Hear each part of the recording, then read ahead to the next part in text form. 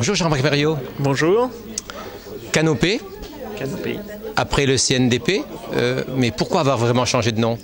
Parce qu'aujourd'hui, depuis maintenant plus de 10 ans, il y avait 3 noms qui résumaient le réseau CEREN, CNDP, CRDP. Vous aviez le CEREN, vous aviez les CRDP, les CNDP, et donc on a décidé à travers un nouveau nom et pour montrer aussi qu'il fallait refonder le réseau en lui-même et créer un nouveau nom qui est Canopé, le réseau de création et d'accompagnement pédagogique. Ah oui, parce que je suppose quand même que l'objectif n'était pas simplement de changer de nom. Non, je crois que derrière, il y avait quelque chose de beaucoup plus profond.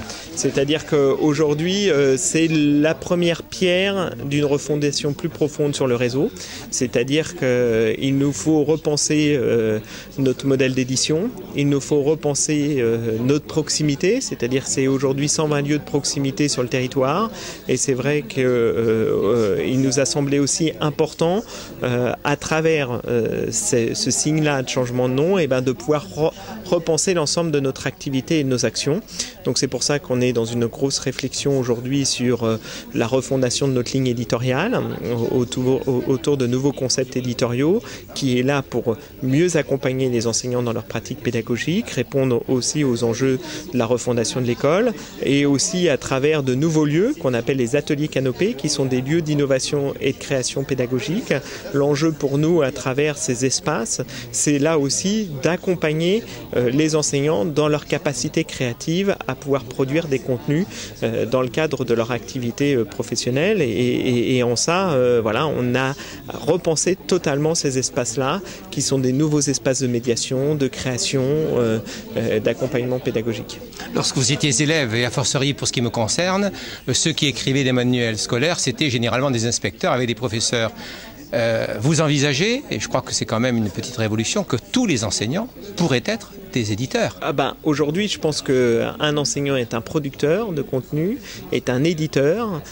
Il a cette capacité à pouvoir mettre à disposition l'ensemble de ses cours tels qu'il les pense aujourd'hui dans le cadre de sa classe avec ses élèves. Et je pense qu'il faut lui donner cette capacité à pouvoir partager, échanger, à faire que ces contenus-là aussi, ils puissent être augmentés par l'ensemble de la communauté éducative. Je pense que c'est l'enjeu. C'est comme ça que nous sommes en train de repenser, en tout cas à la fin de l'année, nous ferons une proposition d'une nouvelle plateforme qui s'appelle ViaEduc, qui sera une plateforme de contenu avec un certain nombre de fonctionnalités sociales pour permettre ce partage-là. C'est aujourd'hui une opération avec des acteurs publics, des acteurs privés. C'était dans le cadre des investissements d'avenir que nous sommes en train de repenser cette offre-là, qui sera une vraie offre de partage de contenu et d'échange des pratiques. Mais un contenu utilisé, un enseignant qui le prend le modifie. Les élèves qui vont l'utiliser peuvent très bien ne pas être satisfaits du contenu et peut-être le modifier aussi.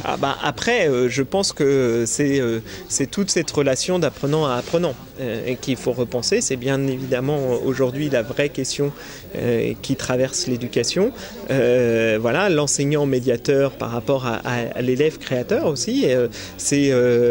L'enseignant est un créateur, l'élève est un créateur. Aujourd'hui, il faut donner la capacité de pouvoir emprunter pour recréer. Je pense que c'est aussi une réflexion dans laquelle l'éducation doit s'intégrer. Des choses qui ne sont pas nouvelles, qui ont toujours existé, sauf qu'aujourd'hui, c'est de la question de la dissémination plus que la question de la généralisation, parce que je pense qu'il ne faut pas parler de généralisation. La question de la généralisation, c'est qu'à un moment donné, ça remonte et ça redescend.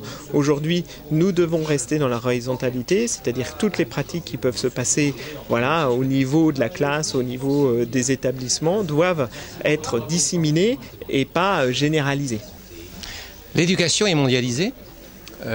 Les ressources rentrent dans cette mondialisation de l'éducation, généralement à forte valeur ajoutée.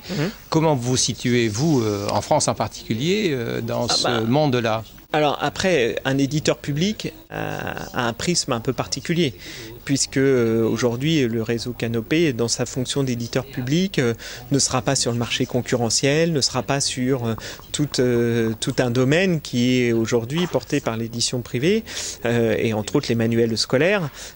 Cependant, nous, on pense qu'un éditeur public, un opérateur public comme le réseau Canopé, a capacité à structurer aussi le marché, à le faire évoluer. On pense être aussi un accompagnateur de nouvelles perspectives, alors peut-être de marché, pas de marché, c'est comme ça qu'on se positionne aujourd'hui dans des logiques de coédition, offrir des plateformes gratuites, accessibles, voilà, c'est en ça que nous aujourd'hui on se positionne comme un accompagnateur, et je pense qu'aujourd'hui la question du numérique éducatif, si on l'analyse dans une approche économique, on se retrouve dans la logique du bien public que personne n'a envie de produire. Donc concrètement, c'est aussi la place d'un service public du numérique éducatif de pouvoir, et nous sommes un de ces acteurs du service public du numérique éducatif. On n'est pas le réseau Canopé n'est pas le seul, mais on souhaite prendre aussi toute notre place. Alors après, dans une logique aussi mondialisée, si déjà on avait une pratique francophone autour des échanges et des partages, je pense que ça serait déjà bien. Merci beaucoup, Jean-Marc Perriot. À bientôt.